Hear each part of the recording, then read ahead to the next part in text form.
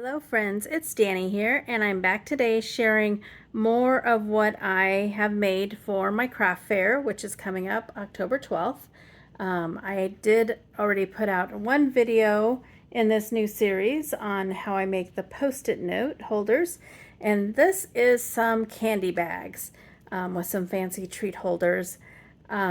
These went together super quick, super easy, but I think they're so fun. I again just pulled things from my stash. We'll talk about that in a minute, but I did make them all different. So I want candy. And this one with the Happy Halloween. Gotta find a place to put these. Trick or Treat with that little fun guy. Itching for some candy. Happy Halloweeny. And then I just added some ghosts on that one. Trick or Treat, smell my monster feet, give me something good to eat. And then this one just has a cat going into a jack-o'-lantern saying trick or treat. So those are what I've made so far. I have one more that I want to make, and I thought I'd save that and do it on camera for you. So there's one more look at them before I move them off to the side. So much fun, so much fun.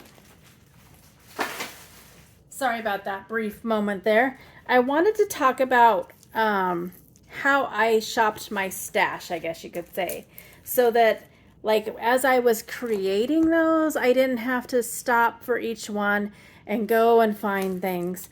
The first thing I did was I got some candy, and then I just did up all the bags so that I would know how many I needed to make. And the bag of candy that we had made 9 bags, which really bothers me. It should have been 10, but you see the double bubble, it kind of jumped into its own bag, and it said that it wanted to stay on my desk.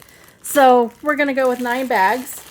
So I knew from the get-go what I was working with. And then I went through my stash and I pulled out all of my Halloween paper. I have quite a variety, and that way I had it out on my craft table. This one I keep the stickers with it. I still haven't used them because they're so cute. But that way I had it on my table. I could just look through it and go as I was creating. So it wasn't like this big deal of like stopping and finding paper and stopping and everything. The other thing that I did is I went through, I don't know if you've seen it, every time I get a stamp set or a die, I either stamp it or cut it out, and then I put it into these notebooks, and that way I can flip through easily and see what I have. So I went through and I made a list of all the stamps and dies that I thought would work for this, because it is kind of a smaller area, and I didn't want like large images. I didn't want ones that would take too long, because I'm not going to be selling them at a very high price point, so I didn't want to put like a ton of energy into it. And then as I went through, I crossed it off. I might save this in case I do this again next year, but I don't know, we'll see. And then I used the Sunny Studio treat bag topper. I will link this in the description box below. I think it's a great size. There's lots of companies that have these. You can also use your stash and get like a fancy like label die or whatever and just fold it in half for it. But I liked that this one has that handle on it. And it was at a great price point. And it comes with the word happy, and it has like some pennants and a hat and stuff, so like happy birthday treat bags. Super easy to use, and I really like it. So again, that will be linked in the description box below. I will also link the companies of the stuff that I used. I don't know what's available, I don't know what's not available, but you could take a look at their sites.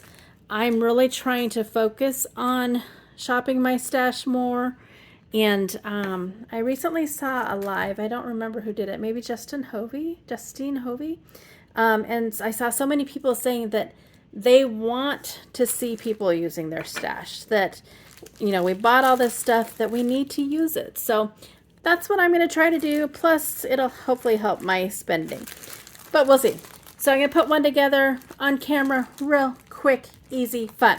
So again, I have my candy bag. I got these bags at Walmart. They were really cheap.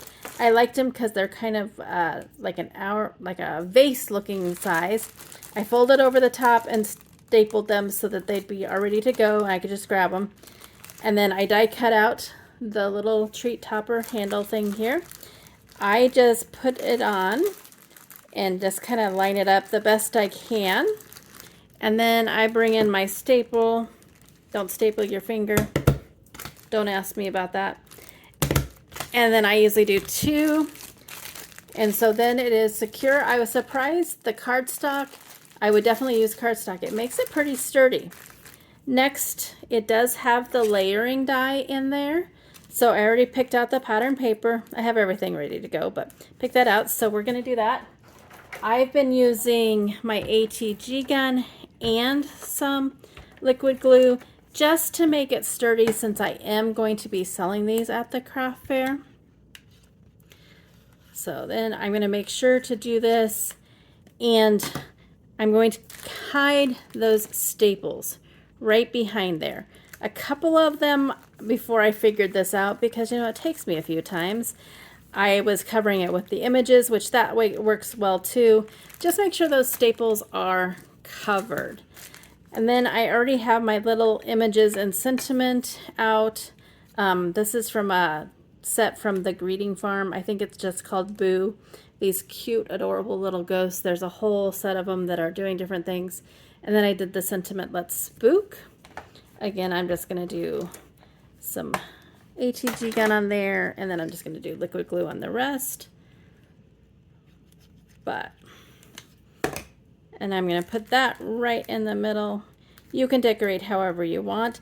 Honestly, I think it looks fun with some of the pattern paper just up there. You wouldn't even really necessarily have to have die cuts or stamps or whatever, but I just wanted to do that little bit extra. Plus, they're just so cute and so fun. I'm just going to put that there. And then this last little ghosty is going to go over here. And I've been turning it over, especially on the ones where I put something here. I turn it over and I just kind of press it and hold it so that that glue can like really set up there. And then we have a super cute candy treat bag ready to go. So that's what I have for you today.